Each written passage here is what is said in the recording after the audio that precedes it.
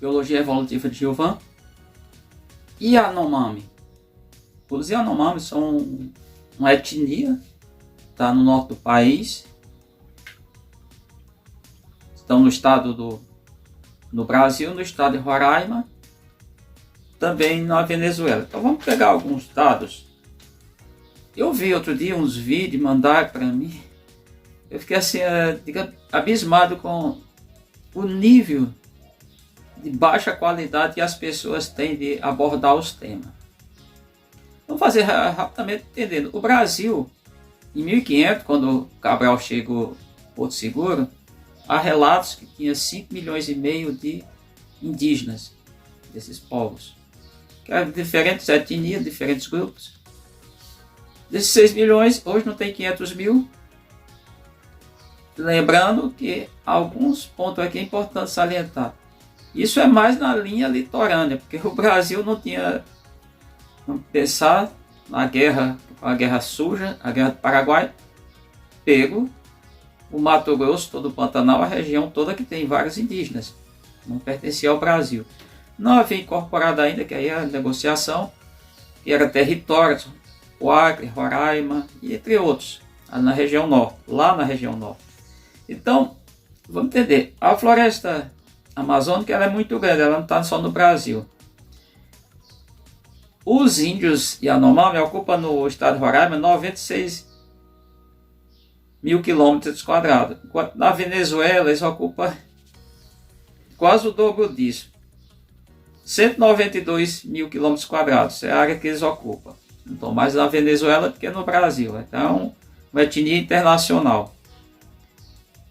Eles tinham mais de 26 mil na parte brasileira, quando ali passa a ser território do Brasil, em um acordo, uma venda para o Brasil.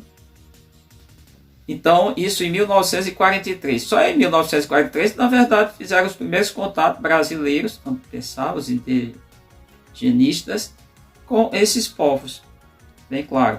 Ou seja, só meados do século XX. Então, em contato com o homem brasileiro, o homem branco brasileiro. Na década de 1970, a gente tem que lembrar que a região norte havia risco dela ser invadida por, como já tinha acontecido, bolivianos, peruanos, acredito muito, colombianos, entre outros, venezuelanos. E aí os militares daquela época, deixar isso bem claro, não é questão para ficar revoltado, mas eles liberaram para os nordestinos ir para a região norte e também sulistas. Tanto que tanta gente do Rio Grande do Sul eles chegaram e foram logo devastando tudo, porque tinha que devastar, que se não devastassem, não era o dono da terra.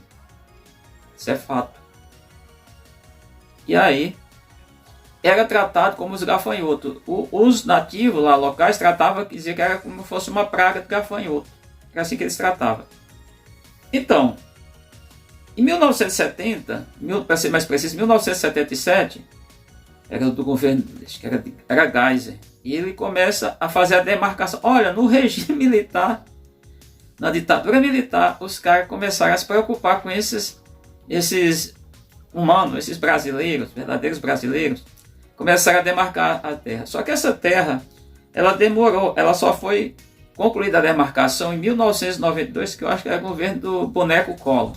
Era daquela criatura indesejável, aquela criatura como caçador de marajás, que a gente sabe o que é que ele fez. Então, o que acontece? Ali tem muito minério cobiçado pelos vários garimpeiros. Se instalou garimpo ilegal, de todo jeito. A prática é a mais danosa possível, que eles usam mercúrio, polui o solo, mas principalmente a água, os peixes. Esses povos viviam da agricultura, da caça, eram agricultores, caçadores e pescavam. Em 2011, a gente tem que entender, em 2011 houve 35 pessoas mortas ali, naquela região. Eu passei, só que um pouquinho mais para trás, eu passei lá em 1996, no início, no mês de março, eu estive em Boa Vista, fiquei uns dias em Boa Vista, em Roraima.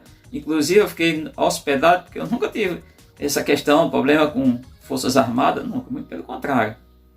E eu fiquei lá no quartel da Polícia Militar, e teve um período que os garimpeiros, a questão estava tão séria, e na verdade grileiros, que o grupo teve os brigadeiros de incêndio, que estava queimando lá junto aos Montes Roraima, e também os policiais militares tiveram que sair em comboios para ir lá para tentar apaziguar, tentar expulsar os invasores, tá bom? Então, a gente tem que entender que na década de 80, o extrativismo e a questão dos agropecuaristas, eles invadiram parte da região, porque aí já não estava mais os governos da ditadura, era o governo de Sarney, pelo menos de metade de 1985 para cá, e o garimpo se instalou, mas cresceu de uma maneira assim, ele explodiu na região. E o narco-garimpo também, porque foi a questão que começaram a entrar com a droga, usar mecanismo através do garimpo. E o desmatamento, as queimadas e a contaminação de água e solo prejudicou, matava, morria muitos que nunca eram notificados, muitos desses povos, dessas pessoas. Em 2016, a gente sabe do que aconteceu, em 2016 houve uma certa quantidade de mortes, mas não é notificado total. E intensificou-se começou a intensificar o desmatamento, a imoralidade, com o governo lá que eu me recuso a falar o nome, a gente sabe disso, o governo federal. Isso foi permeando, foi continuando. Houve muita questão de morte dessa etnia, por desnutrição, por diarreia, malária. Mas lá na área endêmica de malária, sim, mas aí eles desnutridos, a malária matou mais. Pneumonia, que eu não sei, tem vários tipos de pneumonias, posso até fazer um vídeo. E aí a gente vê, 2018 acontece um processo, 2019 muda-se a gestão federal, e dessa gestão federal, uma das primeiras coisas que a criatura que havia já dito, e se vamos pensar, potencializou, que admirava os Estados Unidos porque tinha exterminado os indígenas lá, os peles vermelhas. Pois bem, isso foi só aumentando, potencializando a questão dos Yanomami, o garimpo invadindo, aumentando cada vez mais. Em 2016, como falei, houve poucas mortes, mas em 2017 é dito que houve cerca de, uns dizem que não, outros sim, mais de 100 mortes, que foi esses processos todos desencadeados por todos esses processos. 2019 aí a coisa começou a pegar, aumentou, se intensificou todos os processos, o garimpo ilegal, o narco-garimpo. Então, em 2022 morreram lá nas terras Yanomami, estava tudo tomada por garimpeiro, todo tipo. E aí tem que lembrar que alguns índios também compactuam com isso, tem que ficar bem claro, cacique inclusive, entre outros, ou seja, liderança dessas etnias, desses grupos. Morreram 323. Em 2023 morreram 346, aí em torno de um aumento de 6%, e esse ano já morreram muito. Então, o que acontece? A Polícia Federal está lá, mas vamos pegar um episódio que aconteceu, porque quem se meter lá, eu estive 44 dias na Amazônia Legal, vários estados da Amazônia, não tive, todos, não passei em Tocantins, mas nos outros estados eu passei, estive em todos, e também no Maranhão, norte do Maranhão e tudo, que tem a Amazônia, é o bioma amazônico.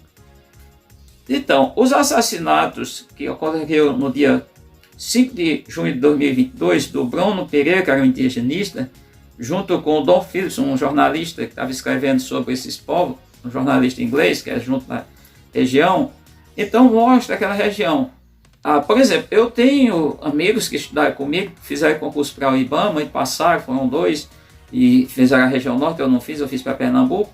E eles foram para lá e foram ameaçados por grileiro, fazendeiro, que é dito fazendeiro, entre aspas, se esconde porque tem dinheiro, e as autoridades têm isso. De vez em quando a gente vê esses episódios, a Polícia Federal sofre demais, a Polícia Rodoviária, ou seja, aquela região é uma região de turbulência, e aí vem falar, morreu muito, está morrendo muito, tá, mas morre por quê? Porque isso vem se arrastando, isso piorou, começou lá na década de 70, mas houve uma demarcação da terra deles, foi demarcada, depois invadida, que durou, aí vamos pensar, durou mais de 2 décadas, começa lá em 1970, na década de 70, e só vem ser concluída quase 2 décadas, na verdade. Não chegou a 2 décadas, mas chegou a 18 anos, 17, 18 anos. Começa lá nos meados da década de 1970 e conclui-se na década de 1990. Então, entendendo essa problemática, a questão dos Yanomami é uma questão muito séria, porque era um grupo isolado, mas lembrando que eles têm, inclusive tem essa questão aí, estão falando muito que por conta lá dos problemas na Venezuela, que é um governo totalitário, coisa que o Brasil quase se torna um país totalitário, é bem claro isso, quase por pouco, se tornou. O que é um país totalitário? A China é a Rússia, os países dos Emirados Árabes, aqueles países todos, a Síria, o Irã, o Iraque, são todos países totalitários, vários países africanos, os países do leste europeu, a maioria, não a minoria, acho que quase todos. Ele chega a falar, afirmar que a Hungria, a Ucrânia não é a Hungria, todos aqueles países ali são países totalitários, países que as pessoas não têm liberdade, jornalistas principalmente não tem como fazer cobertura nenhuma, porque tem um ditador lá, o cara que pune mesmo, é igual a China, a gente sabe disso, a Coreia do Norte nem se fala, que aí é um terror mesmo. Então, o Brasil quase torna isso, e aí está apresentando, está refletindo, está expondo a realidade, ou seja, qual é a realidade? Os povos indígenas no todo a América, eles foram quase dizimados, principalmente no Brasil e nos Estados Unidos. Tem que ficar bem claro isso. Outros países, sim, a agressão foi grande, morte por doenças introduzidas pelos colonizadores, mas não teve um problema tão sério quanto foi o caso daqui do Brasil. Ou seja, a gente sabe disso, até hoje eles tomam. Seria a maior área demarcada no Brasil, se não fosse a invasão por conta do garimpo, e tem que dizer que tem gente rica.